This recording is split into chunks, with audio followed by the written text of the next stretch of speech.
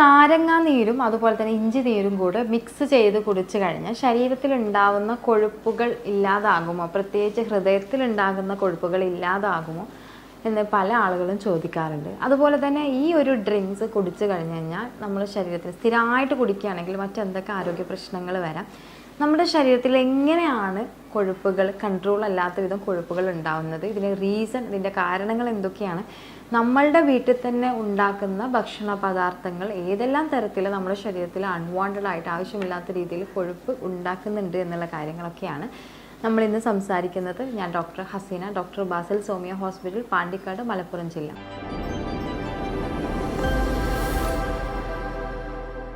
നമസ്കാരം.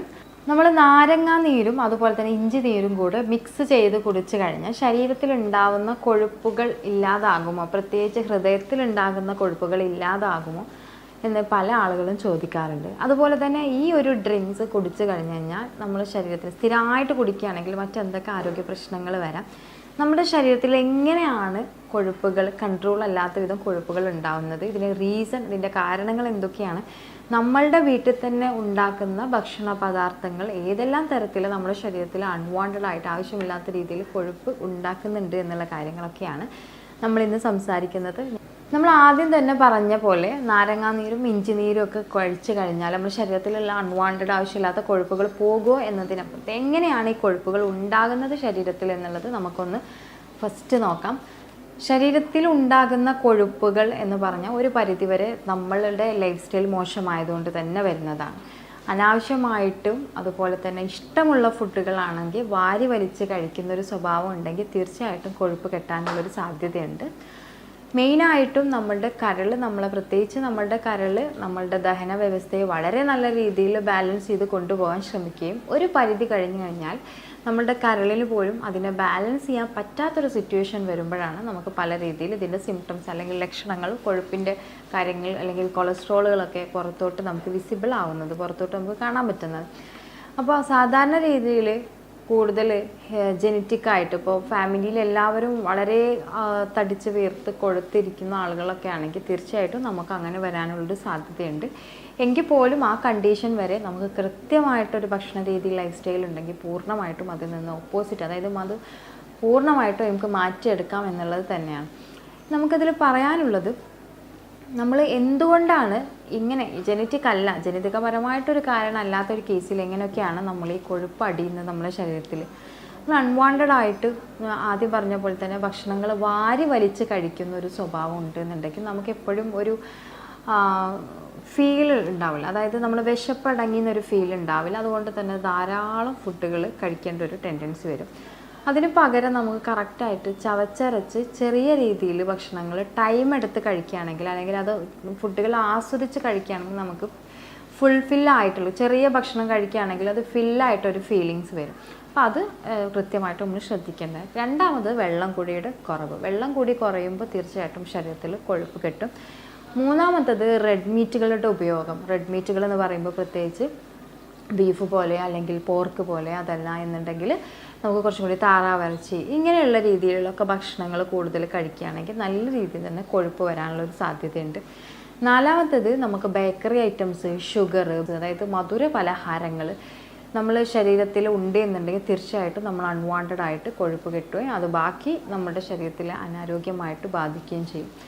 ഇനി കൃത്യമായിട്ടൊരു വ്യായാമം ഇല്ലാതിരിക്കുക, അത്തരം ആളുകളിലും തീർച്ചയായിട്ടും 100% നമുക്ക് ശരീരത്തിൽ കൊഴുപ്പടിയും എന്നുള്ളത് തന്നെയാണ്. കൃത്യമായിട്ട് ഉറക്കമില്ലാതിരിക്കുക, ഇതൊക്കെ ഉണ്ട്, ബട്ട് ഉറക്കമില്ലാതിരിക്കുക, അത്തരം ഒരു കണ്ടീഷനിലും നമുക്ക് ഇങ്ങനെയുള്ള പ്രയാസങ്ങൾ കണ്ടുവരാറുണ്ട് പേഷ്യൻസിൽ. ഇനി നമ്മളുടെ വീട്ടിൽ തന്നെ ഉണ്ടാക്കുന്ന ഭക്ഷണ പദാർത്ഥങ്ങൾ എങ്ങനെയാണ് നമുക്ക് കൊഴുപ്പ് ആയിട്ട് മാറുന്നത്, അല്ലെങ്കിൽ വീട്ടിൽ തന്നെ നമുക്ക് എങ്ങനെയാണ് ഒരു ടോക്സിൻ ഫുഡുകൾ അവൈലബിൾ ആവുന്നത് നമുക്ക് നോക്കാം.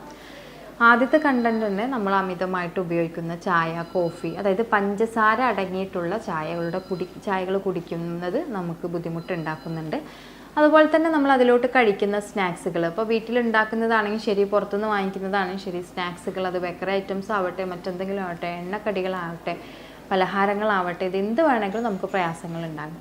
മൂന്നാമത്തത് അൺവാണ്ടഡ് ആയിട്ട് ഓയിൽ യൂസേജ് ഉണ്ടാക്കുക, പ്രത്യേകിച്ച് വെളിച്ചെണ്ണ അല്ലാത്ത ഓയിലുകളുടെ ഉപയോഗം അമിതമായിട്ട് കൂട്ടുക. ആവിയിലുണ്ടാക്കുന്ന ഫുഡുകൾ പരമാവധി കുറക്കുക. അത്തരം കണ്ടീഷനിൽ ഇപ്പോൾ ചപ്പാത്തി, പൊറോട്ട, ഇതൊക്കെ തന്നെ ചപ്പാത്തി മാവിൽ അധികമായിട്ട് മൈദയുടെ കണ്ടന്റ് കാണാറുണ്ട്. അപ്പോൾ അത്തരം കണ്ടീഷൻ റിക്കറൻ്റ് ആയിട്ട് മൈദയും അതുപോലെ തന്നെ ഓയിലും കൂടെ ചെല്ലുമ്പോൾ തീർച്ചയായിട്ടും നമുക്ക് വീട്ടിലുണ്ടാക്കുന്ന ഫുഡുകൾ തന്നെ ഹാനികരമാവാറുണ്ട്. അതുപോലെ തന്നെ കൊഴുപ്പുകൾ വല്ലാണ്ട് കളയാത്ത റൈസുകൾ, ഇപ്പോൾ നമ്മൾ ഷുഗർ പേഷ്യൻ്റ് അല്ലെങ്കിൽ ഭക്ഷണം കൺട്രോൾ ചെയ്യുന്ന പേഷ്യൻസിനോട് പറയാറുള്ളത്, ഭക്ഷണം വേവിച്ച അരിഭക്ഷണങ്ങൾ നമ്മളൊന്ന് 3-4 തവണ നമ്മളൊന്ന് കഴിക്കുകയാണെങ്കിൽ കുറച്ചധികം കൊഴുപ്പുകൾ കുറയാനുള്ള സാധ്യതയുണ്ട്. ഒരു ടേസ്റ്റ്ലെസ് ആയിരിക്കും. അപ്പോൾ ടേസ്റ്റ് ഇല്ലാത്തതുകൊണ്ട് നമുക്ക് ഒരുപാട് കഴിക്കണമെന്ന് തോന്നില്ല. അപ്പോൾ അങ്ങനെ വേണമെങ്കിൽ ചെയ്യാതെ കറക്റ്റായിട്ട് വെള്ളം ഒഴിക്കാതെ നല്ല നമ്മളുടെ വൈറ്റ് റൈസൊക്കെ ധാരാളം കഴിക്കുകയാണെങ്കിൽ പ്രയാസങ്ങൾ ഉണ്ടാകാം. അൺവാണ്ടഡ് ആയിട്ടും ആവശ്യമില്ലാതെയും ദിവസങ്ങൾ അടുപ്പിച്ചൊക്കെ ഉണ്ടാകുന്ന ബിരിയാണി, അതുപോലെ തന്നെ ഗീ റൈസ്, ഇതൊക്കെ കൂടുതലായിട്ട് മന്തി, ഇതൊക്കെ തന്നെ നമ്മൾ വീട്ടിൽ കുക്ക് ചെയ്യുകയാണെങ്കിൽ ഒരു പരിധിയിലപ്പുറം നമുക്ക് ഓയിലിൻ്റെ ഉപയോഗം കൊഴുപ്പ് കൂടാൻ നമ്മളെ ശരീരത്തിലൊരു കാരണമാകും എന്നുള്ളതാണ് മെയിനായിട്ടും. അതുപോലെ തന്നെ നമ്മളിപ്പോൾ ഇപ്പോൾ ഒരു തവണ രാവിലെ അല്ലെങ്കിൽ രാത്രിയൊക്കെ ഉണ്ടാക്കിയ എണ്ണയിൽ വീണ്ടും പിറ്റേ ദിവസം അല്ലെങ്കിൽ അതിൻ്റെ പിറ്റേ ദിവസമൊക്കെ റിക്കറൻ്റ് ആയിട്ട് നമ്മൾ അതിൽ തന്നെ ഓയിൽ വെച്ചിട്ട് പ്രിപ്പയർ ചെയ്യുന്ന ഫുഡുകളാണെങ്കിൽ അൺവാണ്ടഡ് ആയിട്ട് നമുക്ക് ഇത്രയും പ്രയാസങ്ങൾ ഉണ്ടാക്കും. വീട്ടിലുണ്ടാകുന്ന പ്രത്യേകിച്ച് കുട്ടികൾക്കൊക്കെ കൊടുക്കുന്ന നമ്മൾ ഉരുളക്കിഴങ്ങ് ഫ്രൈ ചെയ്തിട്ട് കൊടുക്കുക, അത്തരം വിഷയങ്ങളൊക്കെ ഉണ്ടാകുമ്പോൾ തന്നെ നമുക്ക് എണ്ണയുടെ കണ്ടൻറ്റ് കൂടും. ഇത്തരം വിഷയങ്ങളൊക്കെ ഉണ്ടാകുന്ന സമയത്ത് നോൺ സ്റ്റിക്ക് പാനുകൾ ഉപയോഗിക്കുന്നത് കുറച്ചും കൂടി നല്ലതായിരിക്കും. അതായത് ഓയിലിൻ്റെ കണ്ടൻറ്റ് കുറച്ച് കൊണ്ടുവരാൻ വേണ്ടിയിട്ട്. അപ്പോൾ ഇതൊക്കെ തന്നെയാണ് വീട്ടിൽ നമ്മളെ ഭക്ഷണ രീതിയിൽ വരുന്ന മാറ്റങ്ങൾ നമുക്ക് ശരീരത്തിൽ കൊഴുപ്പുണ്ടാക്കാൻ കാരണമാകുമെന്ന് പറയുന്നത്. ഇനി ഇതൊക്കെ ചെയ്യുന്നുണ്ട് അല്ലെങ്കിൽ ഇതിന് ഓപ്പോസിറ്റായിട്ട് ഇതിൻ്റെ കൃത്യമായിട്ടുള്ള കാര്യങ്ങൾ മാനേജ്മെൻറ്റും ചെയ്യുന്ന ഒരാളാണെന്നുണ്ടെങ്കിൽ കൂടുതൽ സ്ട്രെസ് ഉള്ള ആൾ, കൂടുതൽ സമയം ഇരുന്ന് ജോലി ചെയ്യുന്ന ആൾ, അതുപോലെ തന്നെ കൂടുതൽ നമുക്ക് വയറ് സംബന്ധമായിട്ട് മറ്റെന്തെങ്കിലും ഗ്യാസ്ട്രബിൾ ബുദ്ധിമുട്ടുള്ള ആളുകൾ, ഇത്തരം പ്രയാസമുള്ള ആളുകളിലൊക്കെ തന്നെ അവരുടെ ശാരീരിക പ്രവർത്തനത്തിൽ കൊഴുപ്പിൻ്റെ ഇത് കാണാൻ പറ്റും. അതുപോലെ തന്നെ ഉറക്കം കറക്റ്റായിട്ടില്ലാത്ത ആളുകൾ കാണുന്നുണ്ടെങ്കിലും നമുക്ക് കൊഴുപ്പ് കൂടി വരുന്നൊരു കണ്ടീഷൻ കാണാം. അപ്പോൾ ഇത്തരം കാര്യങ്ങളാണ് നമ്മൾ ശ്രദ്ധിക്കേണ്ടത്. ഇനി നമ്മൾ ആദ്യം പറഞ്ഞിട്ടുള്ള ഡ്രിങ്ക്സുകൾ എങ്ങനെ നമ്മളെ ഹെൽപ്പ് ചെയ്യും എന്നുള്ളതാണ്. നമ്മൾ നാരങ്ങയുടെ നീരും അതുപോലെ തന്നെ ഇഞ്ചി നീരും, ഇതൊക്കെ തന്നെ പ്രത്യേകിച്ച് ഇഞ്ചി എന്ന് പറയുന്നത് രക്തയോട്ടം അല്ലെങ്കിൽ ബ്ലഡ് സർക്കുലേഷൻ ഇമ്പ്രൂവ് ചെയ്യാൻ സഹായിക്കുന്ന ഒന്നാണ്. വളരെ ലിമിറ്റായിട്ടുള്ള ഒരു പോർഷനിൽ നമുക്കിത് ഉപയോഗിക്കുന്നതിന് വലിയ ഇഷ്യൂസ് ഇല്ല. അതായത് ഇപ്പോൾ നമുക്ക് ചെറിയൊരു ക്യൂബായിട്ട് അതായത് ഇഞ്ചിയുടെ നീര് അതുപോലെ തന്നെ നാരങ്ങ നീര് രണ്ടും മിക്സ് ചെയ്തിട്ട് നമുക്ക് ഐസ് ക്യൂബായിട്ട് ഫ്രിഡ്ജിൽ സ്റ്റോർ ചെയ്തിട്ട് ചൂടുവെള്ളത്തിൽ മിക്സ് ചെയ്തിട്ട് കുടിക്കാം. ബട്ട് ഇതൊക്കെ തന്നെ നല്ല രീതിയിൽ കൊണ്ടുപോകുന്നുണ്ടെങ്കിലും റിക്കറൻ്റ് ആയിട്ട് നമ്മൾ ഉപയോഗിക്കുമ്പോൾ ഒരുപക്ഷെ നമ്മളുടെ കിഡ്നിയുടെ ആരോഗ്യത്തെ നമ്മൾ ശ്രദ്ധിക്കേണ്ടിയിരിക്കുന്നു.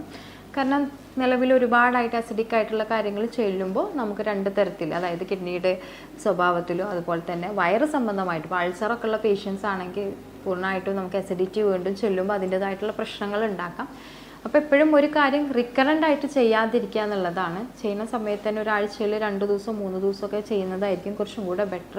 കൊഴുപ്പുകൾ കളയാൻ വേണ്ടി ഇത് നമ്മളെ സഹായിക്കും എന്നുള്ളത് തന്നെയാണ്.